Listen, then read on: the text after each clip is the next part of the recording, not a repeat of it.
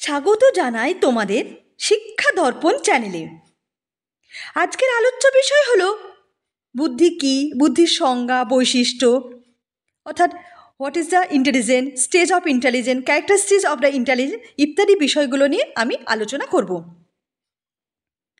আমি আগের ক্লাসে তোমাদের সাইকোলজিক্যাল ফাউন্ডেশন অফ এডুকেশনের মধ্যে গ্রোথ অ্যান্ড ডেভেলপমেন্ট, বুদ্ধি এবং বিকাশ, তারপরে স্টেজ অফ হিউম্যান ডেভেলপমেন্ট, মানব জীবনে বিকাশের বিভিন্ন স্তর ইত্যাদি আলোচনা করে দিয়েছি।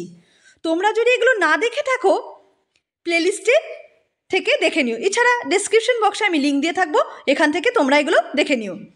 এছাড়া আমি সোশিওলজিক্যাল ফাউন্ডেশন অফ এডুকেশনের মধ্যে social group, social process, socialisation ইত্যাদি বিষয়গুলো আলোচনা করেছি। এছাড়া Indian school of philosophy, western school of philosophy এসবগুলো আলোচনা করা হয়ে গেছে। তোমরা প্লেলিস্ট থেকে এগুলো সব দেখে নিও। এছাড়া আমি প্রত্যেকদিন তোমাদের শর্ট ভিডিও আপলোড করে থাকি। এখানে আমি ইম্পর্টেন্ট কি পয়েন্টগুলো দিয়ে থাকি, যেগুলো তোমাদের ভালো করে পড়াশোনা করতে আরও বেশি সাহায্য করবে। তোমরা যদি না দেখে থাকো প্লেলিস্ট থেকে এই শর্ট ভিডিওগুলো দেখে নিও। এছাড়া আমার পড়ানো যদি তোমাদের ভালো লেগে থাকে চ্যানেলটা লাইক, শেয়ার, সাবস্ক্রাইব করতে ভুলবে না এবং পাশে থাকা বেল আইকনটি প্রেস করে দিবে। তাহলে আমি কোনো ভিডিও আপলোড করলে সবার আগে তোমাদের কাছে পৌঁছাবে। তাহলে দেরি না করে শুরু করা যায়। What is the intelligent, characteristics of intelligent.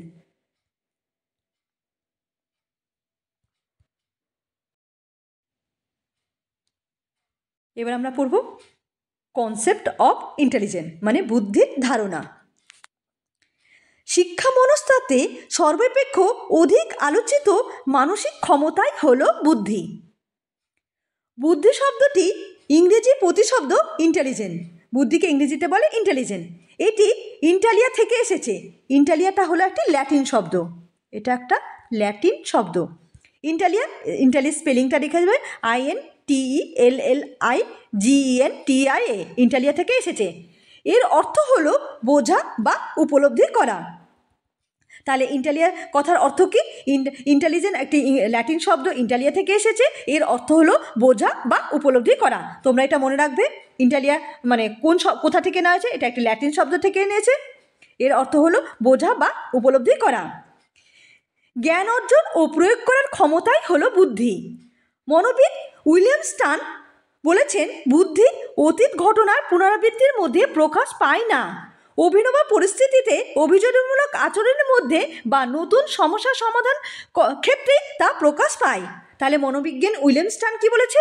বুদ্ধি কোনো অতীত ঘটনার মধ্যে পুনরাবৃত্তি প্রকাশ পায় না, অভিনব পরিস্থিতিতে অভিযোজনমূলক আচরণের মাধ্যমে নতুন সমস্যা সমাধান করার ক্ষেত্রে তা প্রকাশ পায়। তাহলে তোমরা মনে রাখবে উইলিয়াম স্টান বুদ্ধি সম্বন্ধে কি বলেছেন। মনোবিজ্ঞান ল্যাসেলের ভাষায় বুদ্ধি হলো মনের একটি বিশেষ পর্যায়, যার সাহায্যে কোনো ব্যক্তি অভিনব পরিস্থিতিতে তার আচরণের ধারা পুনর্বিন্যাস করে এবং সেই অনুযায়ী নতুন প্রতিক্রিয়া করে। তাহলে ল্যাসেল কি বলেছে বুদ্ধি সম্বন্ধে? তাহলে আমরা এই স্লাইড থেকে কী জানতে পারলাম? বুদ্ধি একটি ল্যাটিন শব্দ থেকে নেওয়া আছে। এর অর্থ ইন্টালিয়া নামক ল্যাটিন শব্দ থেকে আছে। এর অর্থ হলো বোঝা। মনোবিজ্ঞান উইলিয়াম স্টান বুদ্ধি সম্বন্ধে কী বলেছে? মনোবিজ্ঞান ল্যাসেল বুদ্ধি সম্বন্ধে কী বলেছেন সেগুলো আমরা জানতে পারলাম। আশা করি বোঝা গেল। তোমরা এই যে বুদ্ধি কোথা থেকে নেওয়া হয়েছে, কোন ল্যাটিন শব্দ থেকে নেওয়া, ল্যাটিন শব্দটা কী, এগুলো তোমরা মনে রাখবে, কারণ পরীক্ষার হলে এখান থেকে কোশ্চেন পড়তে পারে। এরপরে দেখে নি কী আছে। এরপরে হলো বুদ্ধির প্রকৃতি, নেচার অফ ইন্টেলিজেন্ট। প্রথম পয়েন্ট কি আছে? বুদ্ধি হলো একটি মৌলিক মানসিক শক্তি। বুদ্ধি কি? মৌলিক মানসিক শক্তি। 2 নম্বর পয়েন্ট কি আছে? বুদ্ধি স্নায়ুতন্ত্রের নির্ভর হলেও দৈহিক প্রক্রিয়া নয়। এটা তাহলে আমরা কি জানতে পারলাম? বুদ্ধি একটি দৈহিক প্রক্রিয়া নয়। 3 নম্বর পয়েন্ট কি? বুদ্ধি যত সম্ভব কম সময়ে বিভিন্ন সমস্যা সমাধান করে নতুন নতুন পরিস্থিতির সঙ্গে অভিযোজন করতে সাহায্য করে। 4 নম্বর পয়েন্ট কি আছে? বুদ্ধি হলো বিমূর্ত চিন্তার ক্ষমতা। 5 নম্বর পয়েন্ট, বুদ্ধি বিভিন্ন বিষয়ে জ্ঞান, দক্ষতা ও কৌশল আয়ত্ত করতে পারে। আর 6 নম্বর পয়েন্ট, বুদ্ধির দ্বারা অতীত অভিজ্ঞতার সাহায্যে নতুন পরিস্থিতি ব্যাখ্যা করা যায়। তাহলে আমরা কি জানতে পারলাম বুদ্ধির বৈশিষ্ট্যগুলো?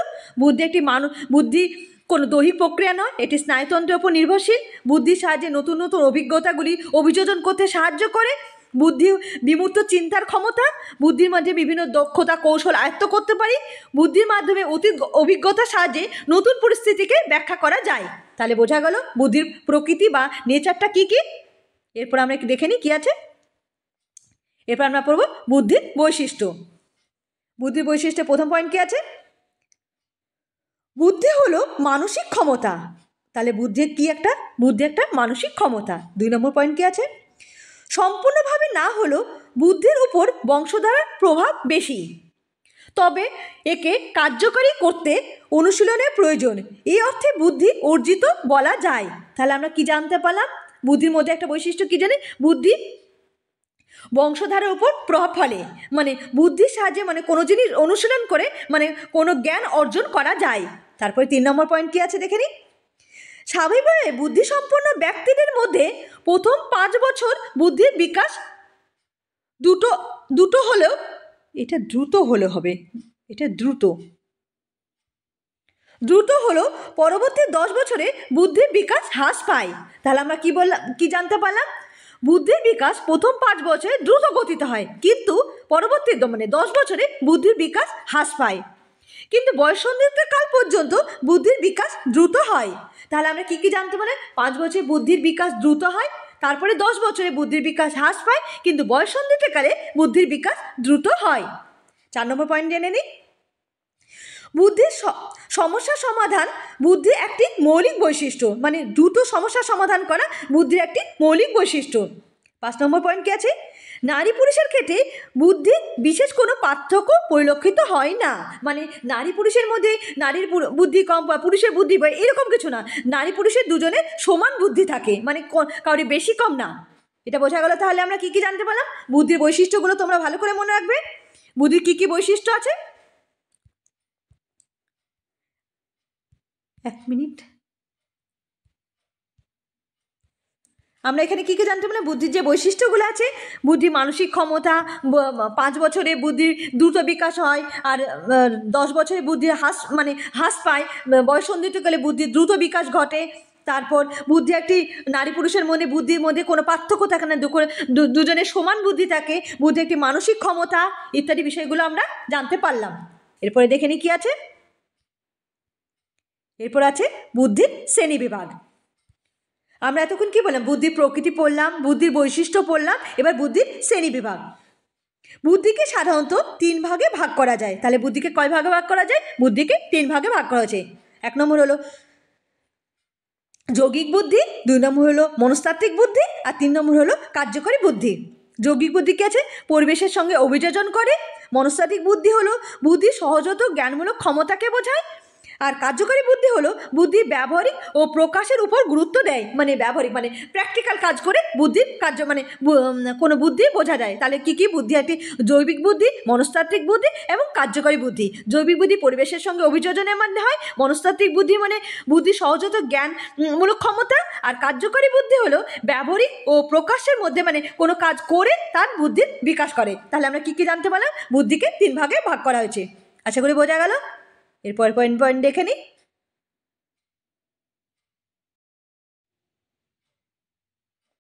এবার আমরা পড়ব বুদ্ধি বন্টনের তালিকা। এখানে দেওয়া আছে এই যে এগুলো দেওয়া আছে না, বুদ্ধি বন্টনের তালিকা যে নাম্বার দেওয়া আছে কত থেকে কত, এটা খুবই ইম্পর্টেন্ট। অনেক সময় পরীক্ষায় আমাদের এই যে তালিকাটা দিয়ে থাকে, মানে বলে দিল নিম্ন বুদ্ধি কত বা সাধারণ বুদ্ধি কত, কত থেকে কত, এটা তোমরা মনে রাখবে। আমি তোমাদেরকে বলবো এটা তোমরা ইংলিশটা বেশি মনে রাখার চেষ্টা করবে, কারণ বাংলায় অনেক সময় এই যে ভাষাগুলো চেঞ্জ করে দেয়। যেমন এখানে যে অধিক বুদ্ধি, মেধাবী বা উচ্চ মেধাবী এরকম না দিয়ে মানে ভাষা চেঞ্জ করে দেয়, কিন্তু ইংলিশে হলে প্রত্যেকটা এই ভাষাগুলোই থাকবে। তাহলে আমার মতে মনে হয় তোমাদের এই ইংলিশটা মনে রাখাই বেশি ভালো। দেখো লেখা আছে, প্রথমটা কি আছে? আবার 130 মানে অধিক মেধাবী, ভেরি সুপিরিয়ার ইন্টেলিজেন্ট। যাদের বুদ্ধি 130 আবার মানে 130-এর উপর তারা হলো ভেরি সুপিরিয়ার মানে অধিক বুদ্ধি সম্পন্ন। তারপর আছে 120 থেকে 129 মেধাবী মানে সুপিরিয়ার ইন্টেলিজেন্ট। তারপর আছে 110 থেকে 119 উচ্চ মেধাবী সম্পন্ন, হাই অ্যাভারেজ ইন্টেলিজেন্ট। 90 থেকে 109 এটা মেধাবী বা অ্যাভারেজ ইন্টেলিজেন্ট। 80 থেকে 89 নিম্ন মেধাবী বা লো অ্যাভারেজ ইন্টেলিজেন্ট। তারপর আছে 71 থেকে 79 মানে সাধারণ বুদ্ধি বা বর্ডারলাইন ইন্টেলিজেন্ট। 55 থেকে 70 এটা হলো স্বল্প বুদ্ধি সম্পন্ন মানে মেন্টাল ইন্টেলিজেন্ট ডিসেবল। তারপর আছে 40 থেকে 54 মধ্যপন্থী মানে মডারেট ইন্টেলিজেন্ট ডিসেবিলিটি। 25 থেকে 39 এটা হলো খুব অল্প বুদ্ধি মানে সেভার ইন্টেলিজেন্ট ডিসেবিলিটি। আর বিলো মানে 25 মানে বিলো 25-এর নিচে মানে 25-এর নিচে মানসিক প্রতিবন্ধী মানে প্রোফাউন্ড ইন্টেলিজেন্ট ডিসেবিলিটি। অনেক সময় এখানে সিকোয়েন্সিটাও পড়ে দেয় ওখানে mild mental disability, moderate mental disability, severe mental disability, profound mental disability. তোমরা এটাকে মনে রাখার চেষ্টা করবে কারণ এখান থেকে একটা না একটা প্রত্যেকবারই পড়ে থাকে মানে দিয়ে দিল 80 থেকে, যেমন 80 এখানে যাওয়া আছে 80 থেকে 89 পর্যন্ত কীরকম বুদ্ধি চলে, এখানে লো অ্যাভারেজ ইন্টেলিজেন্ট মানে নিম্ন মেধাবী সম্পন্ন একে বলা হয়। তোমরা এই যে ছকটা দেওয়া আছে না তোমরা প্রত্যেকে এটা মনে রাখার চেষ্টা করবে কারণ এখান থেকে পরীক্ষায় কোশ্চেন পড়বেই। এরপরে দেখে নিই কী আছে। এরপর আমরা কি পড়লাম, আমরা এতক্ষণ পড়লাম বুদ্ধির সংজ্ঞা, বুদ্ধির শ্রেণী বিভাগ, বুদ্ধির প্রকৃতি। এবার আমরা যে বুদ্ধির থিওরিগুলো মানে তত্ত্বগুলো আছে সেগুলো আমরা জানবো। যে সমস্ত তত্ত্ব কে কী বলেছে বুদ্ধি সম্বন্ধে যে সমস্ত তত্ত্বগুলো দিয়েছে সেগুলো মনে রাখবো। তোমরা এটাও ভালো করে মনে রাখবে কারণ এখান থেকে অনেক সময় বলে যায় কে কোন তত্ত্বটা দিয়েছে। এখানে দিয়েছে স্টার্ন 1 বা ইউনিফ্যাক্টর থিওরি। স্টার্ন কী দিয়েছে, একক উপাদান তত্ত্ব। একক উপাদান তত্ত্ব কে দিয়েছে তাহলে স্টার্ন দিয়েছে 1 বা ইউনিফ্যাক্টর থিওরি। স্পেয়ারম্যানের 2 ফ্যাক্টর থিওরি দ্বি উপাদান তত্ত্ব। 3 নম্বর হলো থর্নডাইকের মাল্টিফ্যাক্টর থিওরি বহু উপাদান তত্ত্ব বা দলগত উপাদান তত্ত্ব। 4 নম্বর হলো থার্স্টনের প্রাইমারি মেন্টাল অ্যাবিলিটি মানে প্রাথমিক মানসিক তত্ত্ব। 5 নম্বর হলো থমসনের স্যাম্পলিং থিওরি যাচাই উপাদান তত্ত্ব। 6 নম্বর হলো গিলফোর্ডের 3 ডাইমেনশন থিওরি 3 উপাদান তত্ত্ব ত্রিমাত্রিক তত্ত্ব। 5 হলো বাটের গ্রুপ ফ্যাক্টর থিওরি। 8 নম্বর হলো ভার্নালের হায়ারার্কি থিওরি। 9 নম্বর হলো স্টার্নবার্গের থিওরি অফ ইনফরমেশন ইন্টেলিজেন্স। আর 10 হলো গার্ডনারের মাল্টিফ্যাক্টর থিওরি মানে বহু উপাদান তত্ত্ব। তোমরা এইটা ভালো করে মনে রাখবো কারণ অনেক সময় এখান থেকে কোশ্চেন একটা না একটা থাকবেই কারণ কে কোন উপাদান মানে কে কোনটা দিয়েছে মানে দ্বি উপাদান তত্ত্ব কে দিয়েছে, স্পেয়ারম্যানের উপাদান তত্ত্বকে কী বলা হয়, থর্নডাইকের থিওরিটাকে কী বলা হয়, থার্স্টনের থিওরি কী আছে, গিলফোর্ডের থিওরি কী করে 3 ডাইমেনশন থিওরি, বাটের গ্রুপ ফ্যাক্টর থিওরি। এটা তোমরা অবশ্যই মনে রাখবে। তাহলে আমরা কি জানলাম এই স্লাইডটা মানে এখানে যে বন্টনটা এটা অবশ্যই মনে রাখবে। তোমরা স্ক্রিনশট তুলে নিতে পারো কারণ এটা অবশ্যই মনে রাখা দরকার এটা। আর থিওরিগুলো কি কোন থিওরি দিয়েছে এটা মনে রাখবে। আশা করি বোঝা গেল। এরপরে আমরা দেখে নেব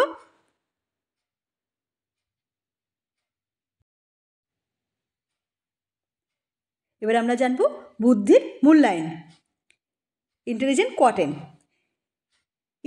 কোয়ার্টেন বা আইকিউ কয়েন করেছেন উইলিয়াম স্টার্ন 20th সেঞ্চুরি। তাহলে বুদ্ধির মূল্যায়ন মানে ইন্টেলিজেন্ট কোয়ার্টেন কে দিয়েছে প্রথম মানে কয়েন করেছে মানে কে প্রথম দিয়েছে, উইলিয়াম স্টার্ন। তোমরা অবশ্যই মনে রাখবে এই স্লাইডটা খুবই ইম্পর্টেন্ট কারণ এখান থেকে একটা না একটা কোশ্চেন প্রত্যেকবার পড়ে থাকে। ইন্টেলিজেন্ট টেস্ট দিয়েছেন উইলিয়াম বিনে 1905 সালে। তাহলে ইন্টেলিজেন্ট কোয়ার্টেন মানে আইকিউ প্রথম কয়েন করেছিল কে মানে কে প্রথম বলেছিল, উইলিয়াম স্টার্ন। আর ইন্টেলিজেন্ট টেস্ট প্রথম দিয়েছেন উইলিয়াম বিনে। আশা করি বোঝা গেল। মেন্টাল মেজারমেন্ট মানে মানসিক ক্ষমতা দিয়েছেন গ্যালটন। তাহলে গ্যালটন কী দিয়েছেন, গ্যালটন দিয়েছেন মানসিক ক্ষমতা। ইন্টেলিজেন্ট টেস্ট দিয়েছেন বিনে। আর আইকিউ কয়েন করেছে আইকিউ শব্দটা প্রথম ব্যবহার করেছে উইলিয়াম স্টার্ন। তোমরা এটা মনে রাখবে। ফার্স্ট সাইকোলজিক্যাল ল্যাবরেটরি ওয়াজ স্ট্যাবলিশ মানে প্রথম সাইকোলজিক্যাল ল্যাবরেটরি স্ট্যাবলিশ করেছেন ওয়ান্ড। প্রথম সাইকোলজিক্যাল ল্যাবরেটরি স্ট্যাবলিশ করেছেন। আইকিউ একটা নর্মাল কার্ভ বেল শেপ মানে নর্মাল কার্ভ মানে উল্টানো ঘন্টার মতো। আইকিউ কীরকম দেখতে এরকম টাইপের হয়, এইটাকে বলা হয় normal curve bell shape. IQ দেখতে এরকম টাইপের হয়। আশা করি বোঝা গেল। তাহলে আমরা কী কী জানলাম, ইন্টেলিজেন্ট মানে আইকিউ প্রথম দিয়েছেন উইলিয়াম স্টার্ন, ইন্টেলিজেন্ট টেস্ট দিয়েছেন আলফ্রেড বিনে, ইন্টেলিজেন্ট মেজারমেন্ট মানে মানসিক ক্ষমতা দিয়েছেন গ্যালটন। তোমরা এগুলো প্রত্যেকটা মনে রাখবে কারণ এখান থেকে না একটা কোশ্চেন প্রত্যেকবার পড়ে থাকে। ফার্স্ট সাইকোলজিক্যাল ল্যাবরেটরি স্ট্যাবলিশ করেছেন ওয়ান্ড। আশা করি বোঝা গেল। এরপরে দেখে নিই এর বুদ্ধাঙ্ক মানে আইকিউ কোয়ার্টেন কীভাবে নির্ণয় করা যায় বা তার সূত্রটা কী। আইকিউ সূত্র হলো IQ equal to mental age by chronological age into 100, mental age upon chronological age into 100। তাহলে আইকিউ ফর্মুলাটা কি? মেন্টাল এজ, আইকিউ ফর্মুলা হলো মেন্টাল এজ বা আপন ক্রোনোলজিক্যাল এজ ইন্টু 100। তাহলে আমরা কি করে বের করব? দেখো এখানে একটা কোশ্চেন আছে, একটি বুদ্ধির অপেক্ষায় একটি ছেলে 10 বছর বয়সী, মানসিক ক্ষমতা 12, তার আইকিউ হলো, এবার আমাকে আইকিউ বের করতে হবে। এখানে একটা কোশ্চেন আছে, একটা ছেলের বয়স হলো 10 বছর, তার মানসিক বয়স হলো 12, তার আইকিউ কী হলো? তাহলে আমরা আইকিউ কী করে বের করব? আইকিউর ফর্মুলাটা লিখে যাই, মেন্টাল এজ মানে মানসিক বয়স বাই ক্রোনোলজিক্যাল আপন ক্রোনোলজিক্যাল এজ ইন্টু 100। তাহলে আমরা বের করে নিই মেন্টাল এজ কত? মেন্টাল এজ হলো মানসিক ক্ষমতা 12, ক্রোনোলজিক্যাল এজ হলো 10, আপন 10 ইন্টু 100। তাহলে কী করবো? 10 কে হলো, তাহলে তার আইকিউ হলো 120। আশা করি বোঝা গেল। ফর্মুলা কি? মেন্টাল এজ বা upon chronological age into 100। Mental age এখানে দেওয়া আছে 12 আর ক্রোনোলজিক্যাল এজ হলো 10 ইন্টু 100, কাটাকুটি করে 120। তাহলে বোঝা গেল কী করে বের করতে হবে। আইকিউ বের করার ফর্মুলা জানতে পারলে কী করে বের করতে হবে এখানে দেওয়া আছে, তোমরা এরকম করে নেবে। তাহলে আমরা আজকে কি পড়লাম? তাহলে আমরা আজকে পড়লাম ইন্টেলিজেন্সের সংজ্ঞা, ইন্টেলিজেন্সের প্রকৃতি, ইন্টেলিজেন্সের বৈশিষ্ট্য, তারপর ইন্টেলিজেন্সের যে ছকটা, যে তালিকাটা মোস্ট ইম্পর্টেন্ট, একটা না একটা কোশ্চেন প্রত্যেকবার পড়ে থাকে, তোমরা এটা স্ক্রিনশট তুলে নেবে আর তোমরা এটা মনে রাখবার চেষ্টা করবে।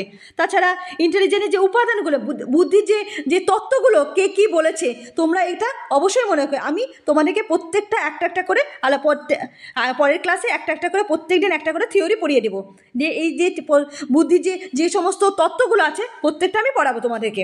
এখানে কে কী বলেছে, ইউনিফ্যাক্টর থিওরি কে বলেছে, স্পেয়ারম্যানের 2 ফ্যাক্টর থিওরি, তারপর গার্ডেনের মাল্টিফ্যাক্টর থিওরি, এগুলো তোমরা অবশ্যই মনে রাখবে। তারপরে কি পড়েছে? তারপরে বুদ্ধির মূল্যায়ন মানে আইকিউ কীভাবে বের করতে হয়, আইকিউ সূত্রটা কী, এগুলো আমরা জানতে পারলাম আজকের ক্লাসে। আশা করি তোমাদের ভালো লাগলো। আর তোমরা যদি বুঝতে কোনো জিনিস অসুবিধা হয় আমাকে মেসেজ করবে, তার আমি উত্তর দেব। আর আমার পড়ানো যদি তোমাদেরকে ভালো লেগে থাকে, চ্যানেলটা লাইক, শেয়ার এবং সাবস্ক্রাইব করতে ভুলবে না। ধন্যবাদ।